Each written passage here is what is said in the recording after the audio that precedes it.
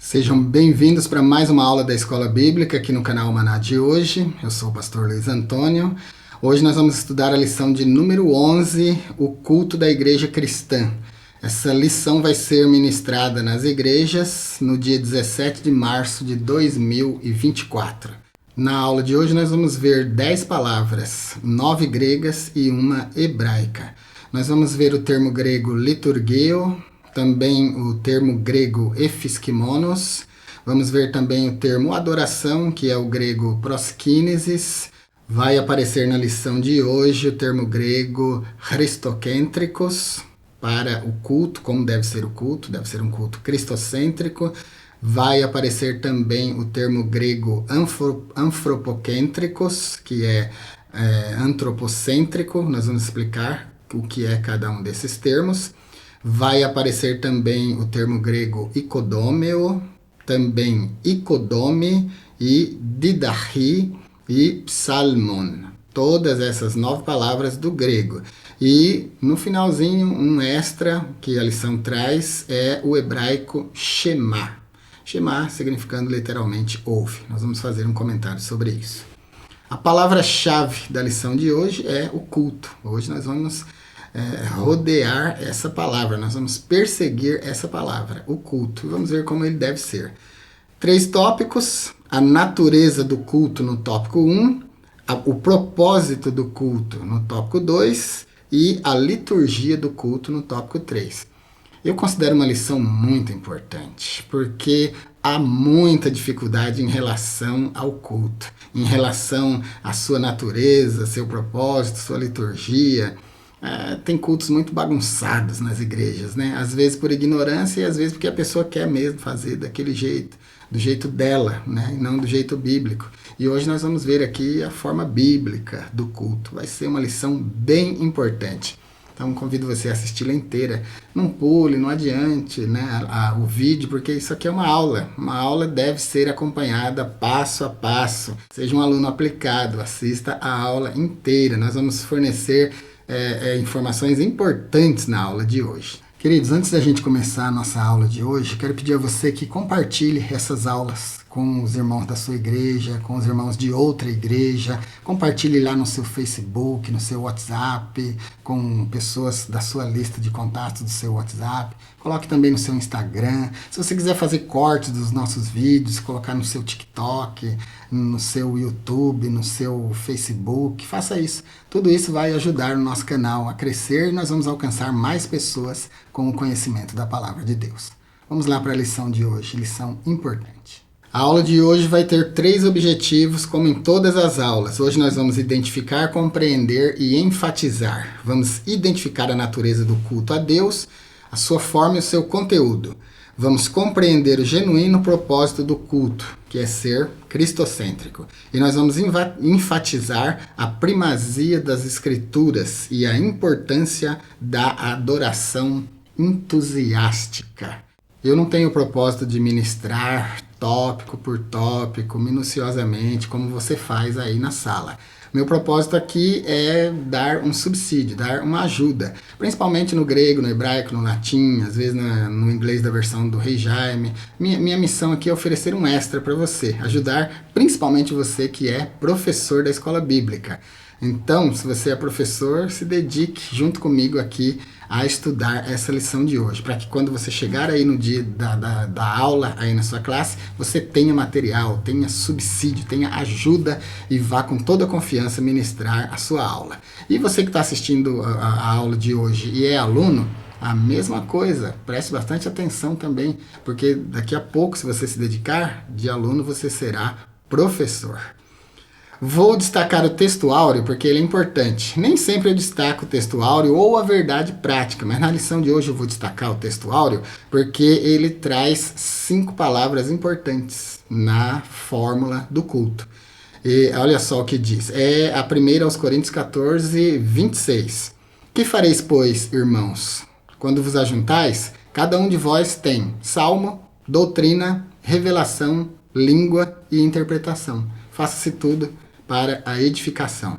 Edificação aqui, daqui a pouco eu falo qual o termo grego que é. Vai aparecer na lição. Mas olha só, salmo, doutrina, Salmo e doutrina são coisas conscientes, são coisas do nosso domínio. O salmo são os hinos, é o inário, os hinos que a gente canta no culto. Eu tenho muita vontade de falar como deve ser esses hinos e tal, mas não vou me meter nessa questão, tá bom? Porque senão a aula vai durar 2 horas hoje. Mas os hinos que se cantam na igreja precisam ser hinos, e principalmente de adoração. Não pode ser hino que fique falando qualquer outra coisa que não seja adoração a Deus. E não pode ser música. A diferença entre música e hino é que hino louva a Deus, música evangélica não, né? E a doutrina é o ensino metódico da palavra, o ensino sistemático da palavra. No culto pode ter preleção e pode ter pregação. Vou deixar um vídeo aqui, vai aparecer agora aqui no card. Assista esse vídeo para você identificar, saber a diferença entre um preletor e um pregador, entre preleção e pregação. Então, salmo e doutrina está no nosso domínio, no nosso âmbito. Depois tem mais 3 elementos no culto, que é revelação, língua e interpretação. Esses 3 elementos estão no domínio de Deus. Então perceba que nós temos o culto dividido em parte natural e parte sobrenatural, parte humana e parte divina. É assim que é o culto. A revelação não parte de nós. Quando parte de nós é mentira. Aí toda revelação fica mentirosa. Quando a gente tenta revelar, deduzir o que está acontecendo com um, com o outro. Olhou para a cara do irmão, viu que está triste, vai lá entregar um recado para ele, que nem é de Deus, é da Bíblia, né? Às vezes vai repetir versículos bíblicos para aquele irmão. É melhor você ter uma conversa franca com ele, em vez de ficar dizendo que foi Deus que mandou, né? Então, revelação é a parte sobrenatural, onde Deus fala aquilo que está nos corações. Essa revelação pode se dar no âmbito da pregação, enquanto o pregador prega, e pode se dar também pelo dom da palavra da ciência. A palavra da ciência é o dom da revelação, porque não existe dom de revelação na Bíblia. A palavra da ciência é aquele dom no qual Deus faz o vaso ciente de alguma coisa. Então, a partir do momento que ele está ciente de alguma coisa, é uma revelação de Deus. Por isso que a gente chama de dom de revelação. Língua são as línguas estranhas, que devem acontecer normalmente quando há interpretação. Então, no âmbito da operação do Espírito Santo, no âmbito da operação de Deus no culto, nós temos revelação, língua e interpretação. Pelo amor de Deus, eu peço para você que está assistindo essa aula, nunca falsifique a parte que é de Deus. Nunca falsifique os dons de Deus. Deixe Deus falar. Nós, os homens, sempre vamos ter a nossa parte no culto, que é louvor e palavra. E também vai ter testemunho.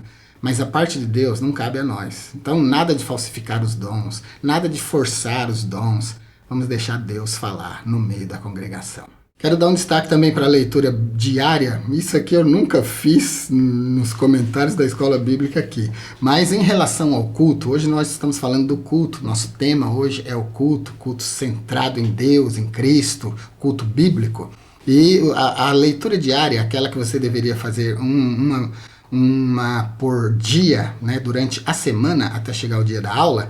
Na segunda, 1 Coríntios 11, 27, vai destacar a solenidade do culto. Na terça, a sacralidade. Na quarta, a celebração da grandeza de Deus. Na quinta, é o culto que traz edificação. Na sexta, escrituras como base do culto. No sábado, louvando a Deus de maneira sincera. Então, olha só, leia essas leituras diárias que você vai perceber todos esses destaques. Por isso eu dei o destaque aqui. Então, um culto deve ter solenidade, sacralidade, celebração da grandeza de Deus, edificação, escrituras como base e louvor a Deus de maneira sincera. Então, muito importante aqui a leitura diária, vale a pena ler. Bom, como meu trabalho aqui é ajudar você que vai dar a aula, eu sempre vou destacando as partes importantes da lição. Aí você pega a minha fala, introduz na sua lição e usa como ajuda, tá bom? Que é você que é o responsável pela aula aí. Você vai administrá-la como você achar melhor, introduzindo as informações que eu deixo para você aqui no momento certo, na hora certa. De repente uma fala minha aqui pode até responder uma dúvida aí na sua classe, né? Então, importante. Na leitura bíblica em classe, que eu normalmente não destaco, nem leio, eu vou direto nos tópicos, nos pontos para ganhar tempo, né? Efésios 5, de 15 a 21, no 16 nós temos uma expressão que eu acho complicada, então eu vou dar uma ajuda nela. Remindo o tempo, porquanto os dias são maus. A expressão remindo o tempo aqui significa aproveitar o tempo, aproveitar as oportunidades que Deus nos dá e viver essas oportunidades de acordo com a vontade de Deus. Significa também aproveitar o tempo com sabedoria, com discernimento, com prudência, não desperdiçando chance de fazer o bem, de crescer na fé, de estudar a palavra e tudo mais. Então, isso é o que significa a expressão remir o tempo. Se você ler aí o texto bíblico de hoje, você vai ver que o apóstolo Paulo começa dizendo para a gente remir o tempo e ele coloca coisas más que estavam acontecendo. Então, remir o tempo significa prestar atenção no bem que o tempo pode nos oferecer e lançar para longe de nós o mal que rodeia a nossa vida. Como sempre, eu vou deixar essa aula publicada lá no nosso blog e vou deixar o link da aula de hoje, do nosso blog, aqui na descrição. Eu vou deixar essa aula com os grifos do jeito que eu imprimo para eu ler aqui, para eu seguir aqui enquanto eu ministro a aula aqui no nosso vídeo, aqui na nossa aula, no nosso canal. Eu vou deixar grifado para você entender que eu destaco somente as partes importantes, tanto na introdução como em cada tópico e até o final da aula. E se você quiser ministrar a aula do jeito que eu ministro aqui, aí na sua classe, você vai ganhar muito tempo, vai ser muito objetivo. E você só vai fazer as paradas aí para as perguntas que os alunos tiverem. Mas é muito importante destacar somente aquilo que é importante em cada tópico. Tem professor que às vezes não tem experiência, está começando, e ele se detém muito lendo, e às vezes não tem assim, conhecimento suficiente, não menosprezando ninguém, todo início é difícil mesmo, né? Mas às vezes não tem o conhecimento suficiente para tecer um comentário mais profundo, então praticamente só lê a revista. E eu acho que não, a gente deve se aprimorar. Se você ainda está nesse nível, procure ler, procure estudar, busque a nossa ajuda, assista nossas aulas. É para isso que eu estou aqui, para oferecer alguma coisa a mais para você usar no seu comentário aí. Então, além de ler, óbvio, é importante ir nos pontos-chave de cada tópico. Na introdução aqui, por exemplo, nós temos o propósito hoje de estudar os preceitos do culto cristão. Então, hoje nós vamos estudar a natureza do culto, vamos estudar a forma do culto, a forma de serviço do culto, e vamos ver que a adoração, ela requer uma liturgia, uma reverência, uma ordem, uma santidade que é devida a Deus. O culto precisa ter duas coisas que não pode ser negligenciada de jeito nenhum: adoração e palavra. A adoração precisa ser focada exclusivamente em Deus. A gente não pode perder a trindade do foco na adoração, tá bom? A gente não pode se distrair. O culto precisa ser dado a Deus. E a palavra precisa ter primazia. Ela precisa ter um bom tempo no culto. Por Deus, nada de 15, 20 minutos para a palavra. Faz-se todo tipo de coisa, dá oportunidade para todas as pessoas, até para quem não quer, e depois negligencia a palavra. Não, a palavra precisa ter o primeiro lugar. A minha defesa e a minha experiência em relação à palavra é que a palavra precisa ter pelo menos 40 minutos no culto. Não precisa ser menos, não precisa ser mais. São mais de 35 anos de experiência, meus queridos, que eu tenho de evangelho.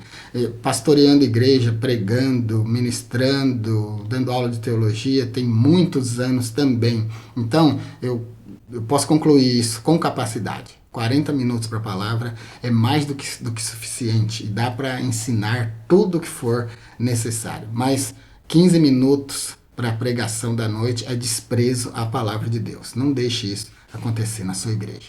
Aqui a gente já vê uma nota sobre como deve ser o culto. O culto deve ser um culto santo e deve ser solene. O culto solene é aquele que se celebra com pompa, com suntuosidade, com beleza, com formalidade, não formalismo, formalidade. E ele deve ser acompanhado de cerimônias oficiais e tudo mais que seja necessário para tornar o culto bonito. A presença de Deus precisa ser honrada no culto. Vai chegar um tópico aqui da lição que a gente vai falar mais sobre isso. Então, a glorificação a Deus e a edificação da igreja são as coisas principais de um culto. No tópico 1, nós vamos ver a natureza do culto. O culto como serviço a Deus, no item 1 do tópico 1. O culto deve ser solene, no item 2 do tópico 1. E o culto deve ser santo, no item 3 do tópico 1. No item 1 do tópico 1, o culto como serviço a Deus. Na Bíblia, o culto é mostrado como um serviço, isto é, como uma vida entregue e consagrada a Deus. Eu não vou ler as referências aqui, vou deixar para você, que a gente ganha bastante tempo. Deuteronômio 6 e 13, para você ler aí.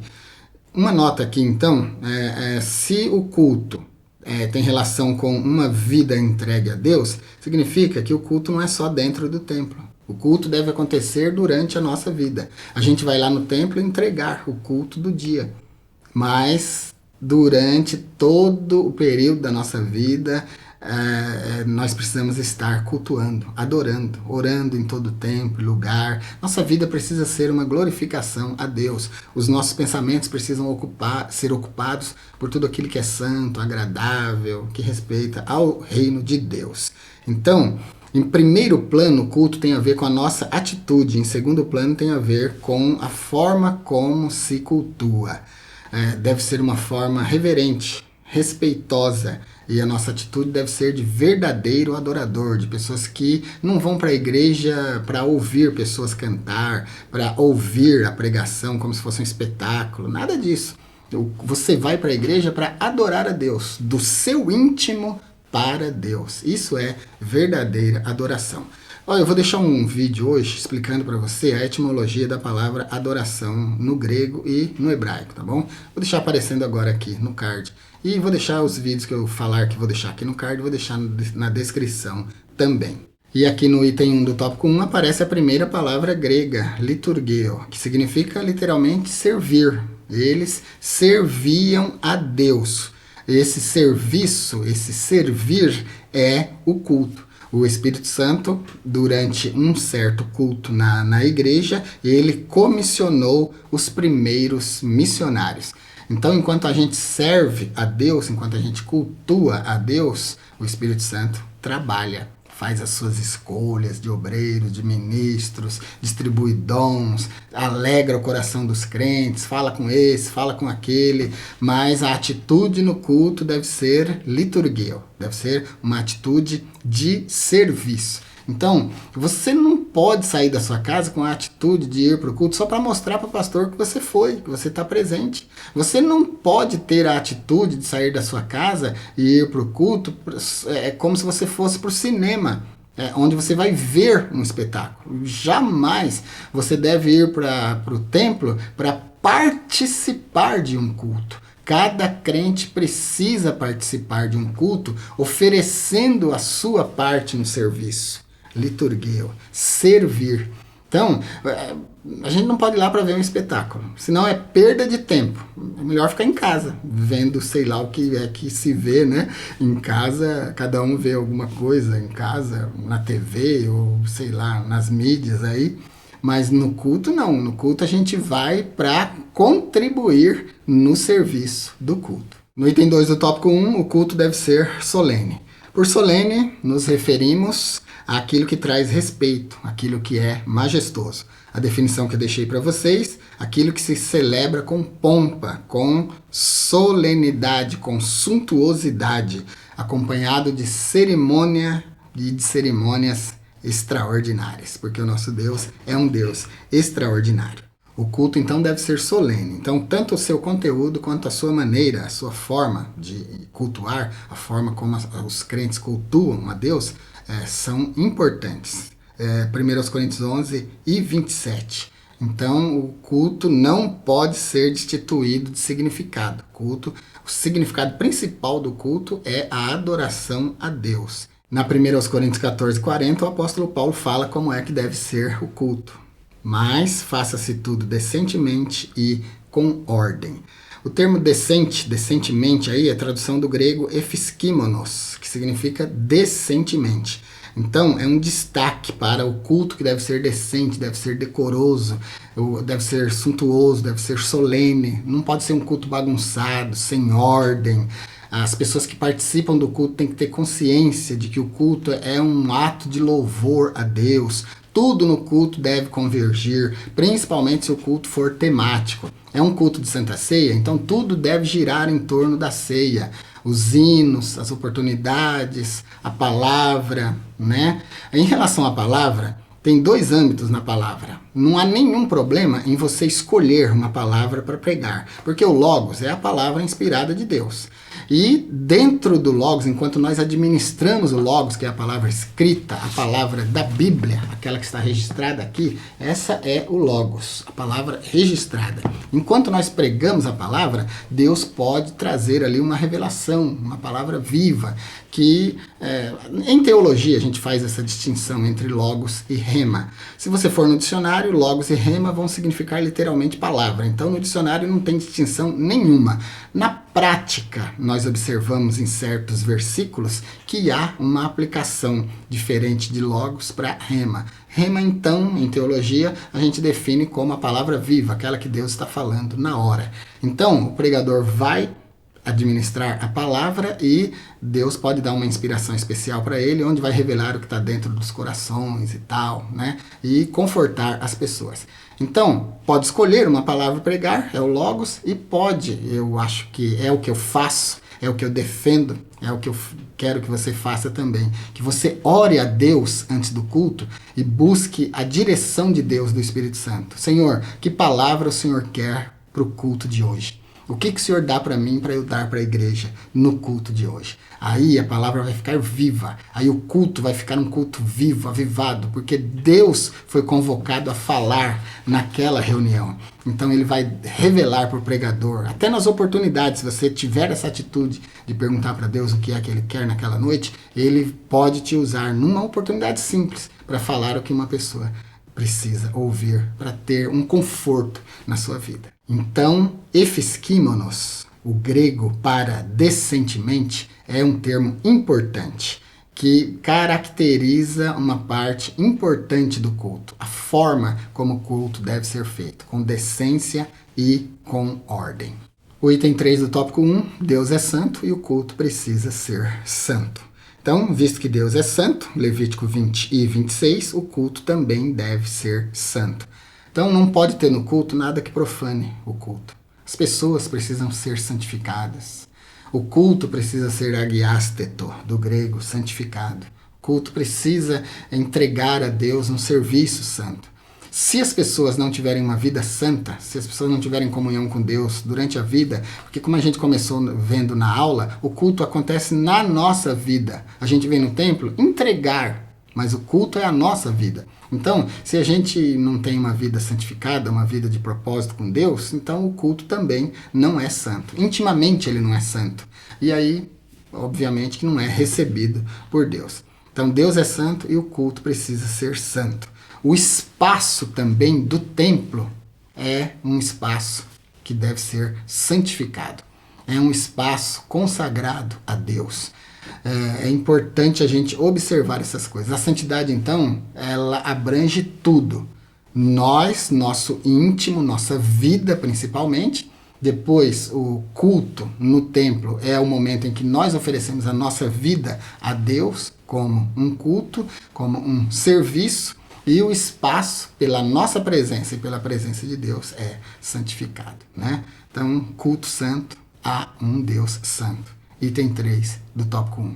O culto genuíno, ele não acontece aqui, ou somente com o nosso corpo, onde nós levantamos as mãos, batemos palmas, nos movimentamos diante de Deus, falamos alto, gritamos glória a Deus. O culto não é só isso. O culto é uma atitude espiritual.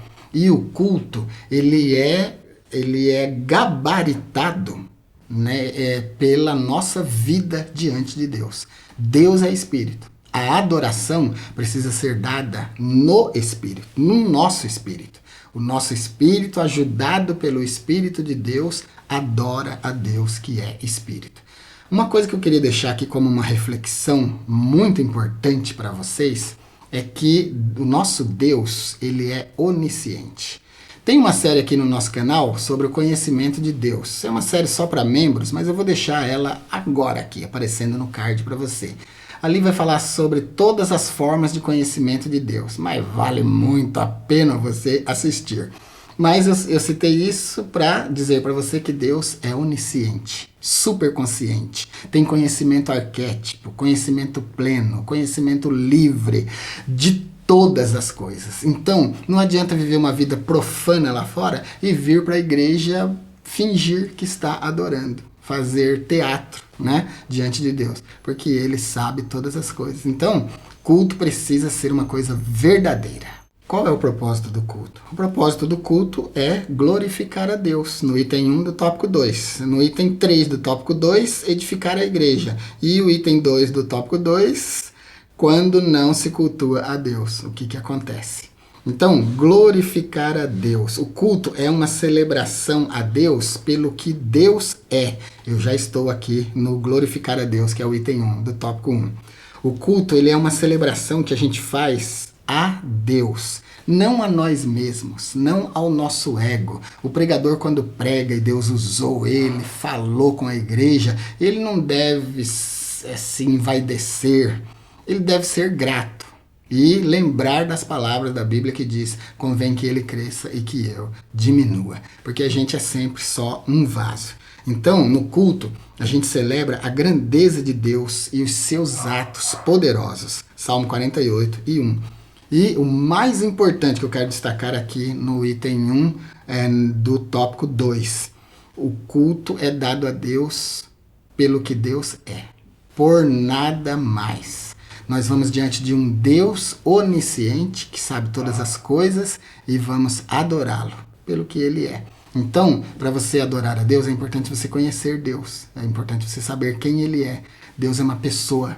É super consciente, super inteligente, criador ex nihilo, cria tudo a partir do nada. Vou deixar um vídeo aqui na descrição para você assistir sobre isso. É o Deus que sustenta todas as coisas, é o Deus imensurável, incomparável a qualquer outra divindade. É o Deus cristão e o Deus de Israel. Christocêntricos é o termo grego para cristocêntrico, revelando aqui que o culto precisa ter Cristo como a pessoa central. O termo grego cristocêntrico significa que Cristo está no meio, está no centro. Ele é o centro das atenções. Cristo estar no meio não significa estar no meio da igreja, não. Significa ser o centro das nossas atenções, o objetivo do nosso culto. E o culto, então, precisa ser cristocêntrico, não pode ser antropocêntrico. Anthropokentríkos, do grego, com o homem no centro. O homem deve ser aquele que adora. Cristo deve ser o objeto da adoração. Deus deve ser o objeto da adoração. Porque o objetivo do culto é glorificar a Deus e não a nós mesmos. Então, se você canta bem, glória a Deus. Se você prega bem, glória a Deus. Se você ensina bem, glória a Deus. Sempre a glória é para Deus no culto, tá bom? Por mais que a gente faça, a gente precisa dar sempre o crédito para Deus. Quando a gente sabe fazer as coisas, faz direitinho, a gente tem mérito? Sim, a gente tem. Mas a gente sempre honra a Deus por tudo aquilo que Ele nos deu capacidade de fazer. E o item 2 é a sequência, quando não se cultua a Deus. Tem cultos que não cultuam a Deus mesmo, porque as pessoas ficam tão envolvidas com a metodologia do culto que acabam esquecendo do centro do culto, que deve ser Cristo, que deve ser a palavra, deve ser a edificação da igreja e tal. É bem difícil administrar um culto, porque ele precisa ser solene, ele precisa glorificar a Deus, os hinos precisam ser hinos, não pode ser música evangélica, que já tem muitas músicas aí, a maioria com tom de música mundana, e não hinos que louvem a Deus. No hino, o hino precisa destacar a pessoa de Deus, não pode ficar destacando outra pessoa, atacando comportamentos. Vocês sabem do que eu estou falando, né? Hino é de louvor a Deus. Deus precisa ser o centro do louvor. Lembra da harpa cristã? Aquele objeto antigo que a gente usava para louvar a Deus? Então, vamos resgatar a harpa cristã, né? Tão inspirada por Deus, cheia de hinos bons para se louvar a Deus. O cantor cristão e tantos outros hinários, onde temos hinos cheios do Espírito Santo e inspirados. Hinos cheios do Espírito Santo não, né? Hinos que nos enchem da presença do Espírito Santo. O comentarista da lição aqui, então, traz uma crítica, né, aos cultos que, na verdade, não são cultos a Deus. São reuniões que acontecem, se reúnem pessoas, mas, de fato, não é um culto que celebra a Deus. Um culto cheio de profanação, cheio de coisas estranhas acontecendo, dons sendo administrados de forma nada bíblica, nada espiritual, tanta coisa, músicas mundanas dentro da igreja, comportamentos absurdos dentro da igreja. Isso não louva a Deus, isso não é culto. Culto tem que ser solene, tem que ser pomposo, tem que ser regrado. E Deus tem que estar no centro. A palavra precisa ter a primazia. E agora aqui no item 3 do tópico 2, nós temos outro objetivo do culto, que é edificar a igreja.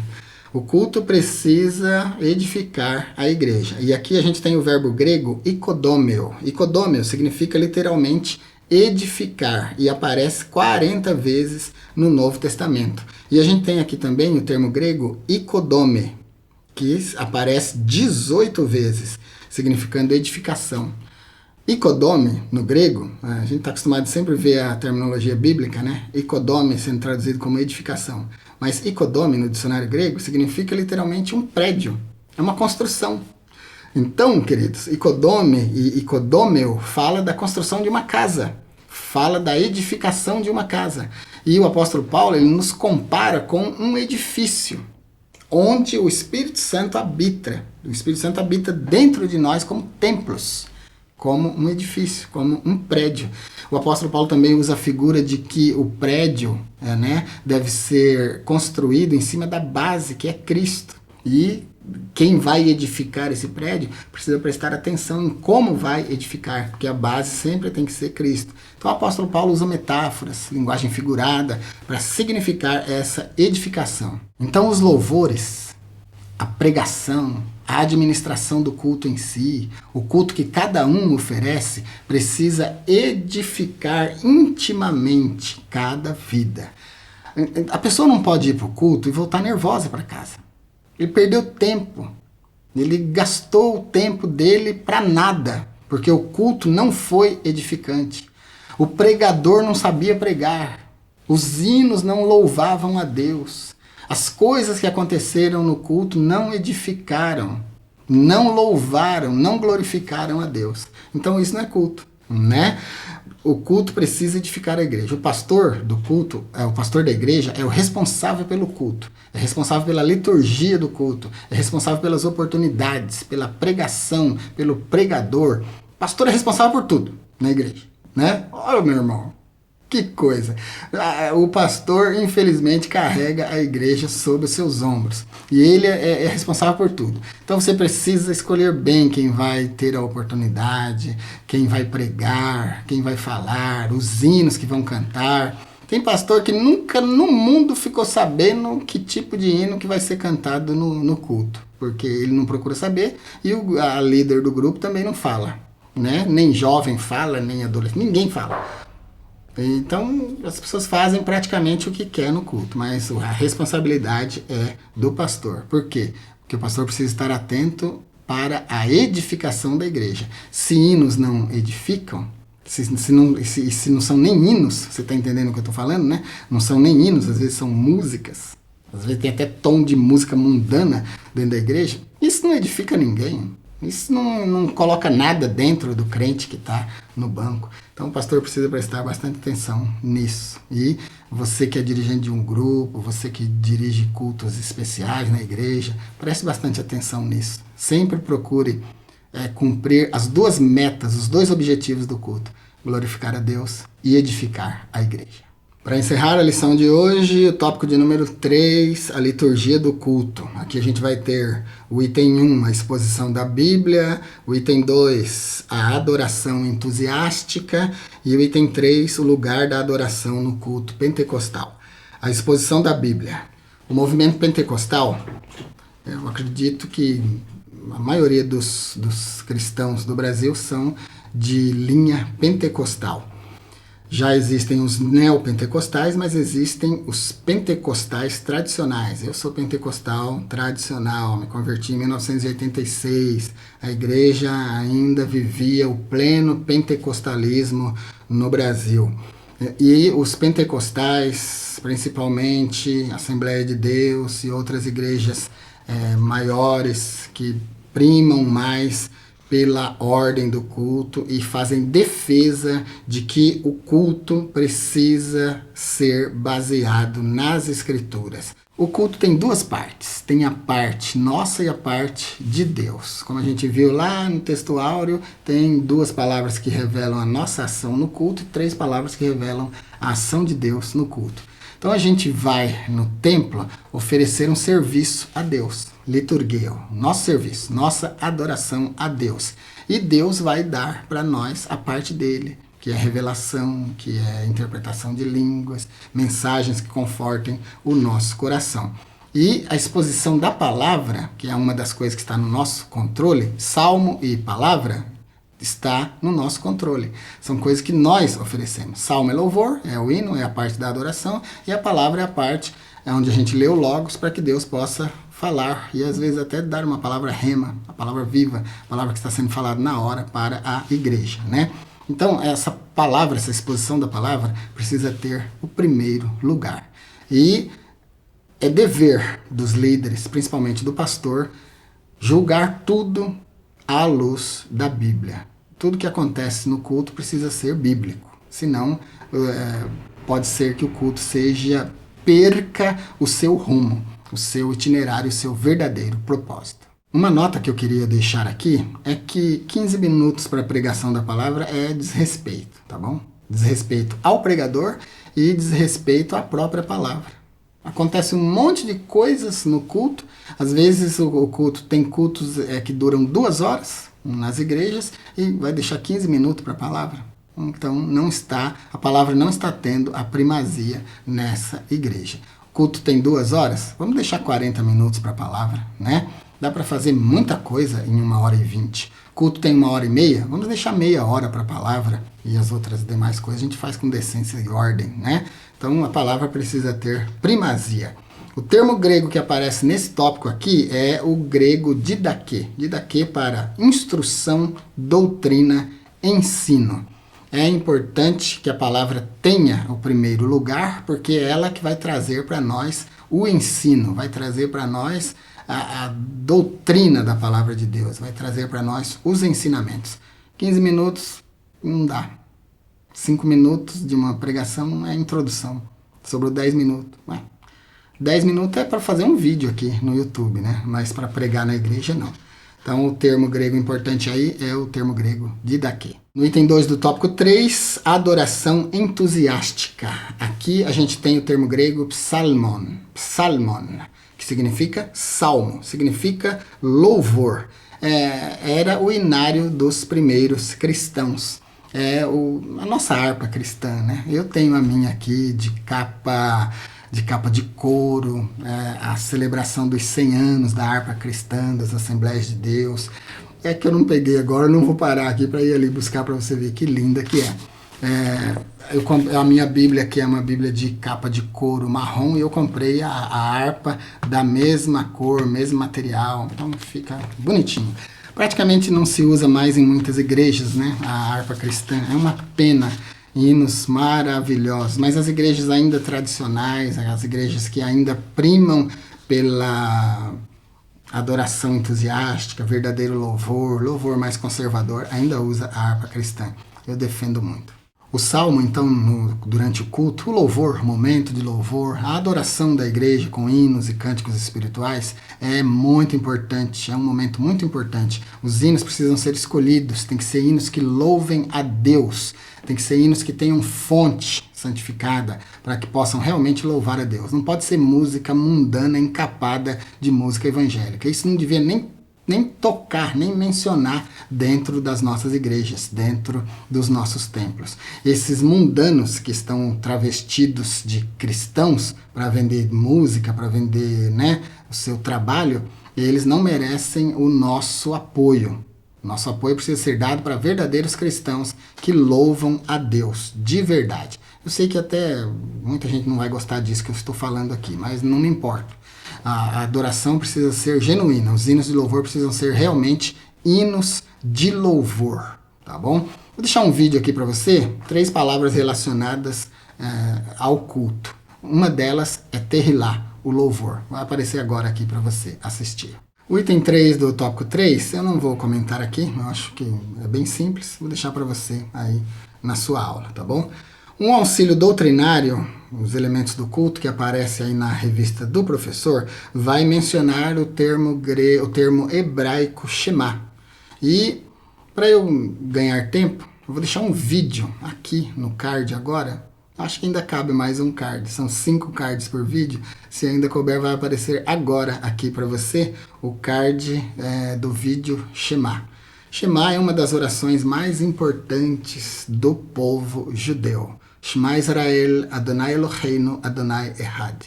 Ouve, ó Israel, o Senhor nosso Deus é o único Senhor. Esse vídeo vai explicar para você esse termo do hebraico e assim a gente ganha tempo. Bom, é isso por hoje então. Espero que ter tido conhecimento dessas 9 palavras gregas e dessa última palavra hebraica, o Shema, possa ter contribuído para aumentar o seu conhecimento e que você possa usar esse material que eu te forneci hoje aqui, use bem aí na sua aula, enquanto você for ministrar a sua aula. Dá uma olhadinha lá no nosso blog, o link da aula de hoje, que está publicada lá no nosso blog, está aqui na descrição. Se você quiser copiar, colar, fazer o seu estudo, imprimir para você levar para sua aula aí, você pode, tá bom? Lá no blog você pode copiar, colar, montar o seu estudo. Aproveita, siga o nosso blog. Dê um clique no botãozinho seguir nosso blog, preencha lá e seja um seguidor do nosso blog. Fique com Deus, então, e até a nossa próxima aula.